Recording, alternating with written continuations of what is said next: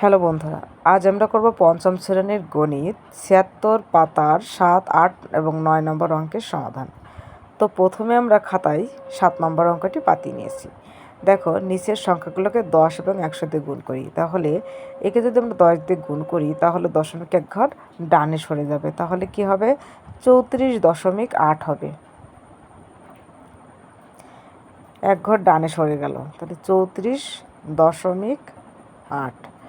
আবার এখানে ১০০ দিয়ে গুণ করলে কী হবে? 0.2 ঘর ডানে সরে গেল, তাহলে এখানে 348.00। তো বন্ধুরা দেখো, দশমিকের পরে শূন্যর কিন্তু কোনো মূল্য থাকে না, তাহলে ১ নম্বরের উত্তর হচ্ছে 34.8। আর নিচের ১০০ দিয়ে গুণ করলে কত হবে? 348, এটাই উত্তর। এইবার এখানে দেখো 0.8কে আমরা 10 দিয়ে যদি গুণ করি তাহলে দশমিক কী হবে? এক ঘর ডানে সরে আসবে, 8-এর পরে দশমিক চলে যাবে, তাহলে এখানে উত্তর কত হবে? 8 হবে।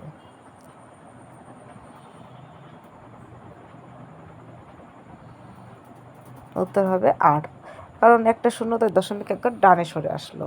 আর এখানে হচ্ছে 0.8 গুণ 100, তাহলে দশমিক কত ঘর ডানে সরে আসবে? 2 ঘর ডানে সরে আসবে, তাই না?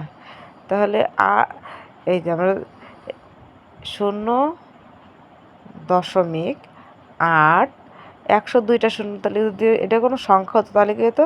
102টা শূন্য আমরা পাতা দিতাম, তাহলে দশমিক এখান থেকে 2 ঘর ডানে সরে আসলো, কারণ এখানে কত? 100 আছে, তাহলে উত্তর কত হলো? 80। তো এইবার আমরা চলে যাই, এখানে দেখো 0.092, তাহলে দশমিক যদি এক ঘর ডানে সরে আসে তাহলে একটা শূন্য কী হবে? উঠে যাবে, তাহলে 0.92। আবার এখানে যদি দেখো আমরা সুন্দর করে বুঝিয়ে দিই তাহলে এই যে প্রথমের যে 2টা শূন্য আছে, এই শূন্য দুটো আমরা দিয়ে দেবো। তারপরে 100 দিয়ে গুণ করলে আমরা এটা ধরে সাপোজ এটা হচ্ছে কি, এটা হচ্ছে একটা সংখ্যা, শূন্যটাকে আমরা সংখ্যা দিলাম, তারপরে 100 দিয়ে গুণ করলে তাহলে এরপরে দুটো আমরা শূন্য দিতাম, তাহলে দেখো কয়টা সংখ্যার আগে দশমিক আছে? 3টা, 1, 2, 3।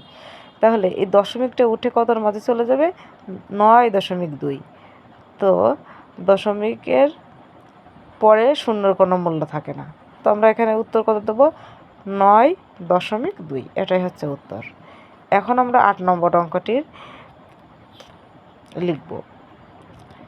4.209কে 9কে কত দিয়ে গুণ করলে তা 420.9 হবে? তাহলে 2 ঘর দশমিক দেখো 2 ঘর ডানে সরে আসছে, তাহলে কত দিয়ে গুণ করতে হবে? 100 দিয়ে। তাহলে এই দেখো 420.9 হবে বা হয়েছে।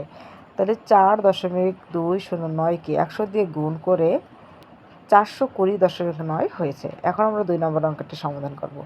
তাহলে এখানে আছে যে দশমিক, এটা দশমিক 4.209কে 10 দ্বারা গুণ করে 10 দিয়ে গুণ করে 42.09 হয়েছে, এটা আমরা লিখে দেব। এইবার আমরা চলে যাব সেই গুণ অঙ্কগুলোতে। দেখো, গুণ অঙ্কগুলোকে 10 দ্বারা এবং কিছু 100 দ্বারা গুণ করতে হবে। তো দেখো বন্ধুরা, এই যে 0.2.45, তাহলে এই যে এখানে দিলাম তার সাথে যদি 10 গুণ করে তাহলে একটা শূন্য আছে, তাই না? আমরা যদি কোনো স্বাভাবিক সংখ্যা গুণ করলে একটা শূন্য হয়, তাহলে দশমিক কী হচ্ছে? এক ঘর ডানে সরে আসছে, তাহলে এখানে হচ্ছে 24.5। এই দশমিকের পরে শূন্যটা আমরা তুলে দেবো, তারপরে এখানে কত হবে? এখানে হচ্ছে 63, তারপর শূন্য, তাহলে দশমিক কয়টা সংখ্যার আগে ছিল? একটা সংখ্যার আগে, তাহলে এখানে কত হবে? 63 হবে, কারণ দশমিকের পরে শূন্যর কোনো মূল্য থাকে না। তাহলে 0.0, এই যে 021, তাহলে আমরা একে 10 দিয়ে গুণ করার পরে দেখো কয়টা সংখ্যার আগে দশমিক ছিল?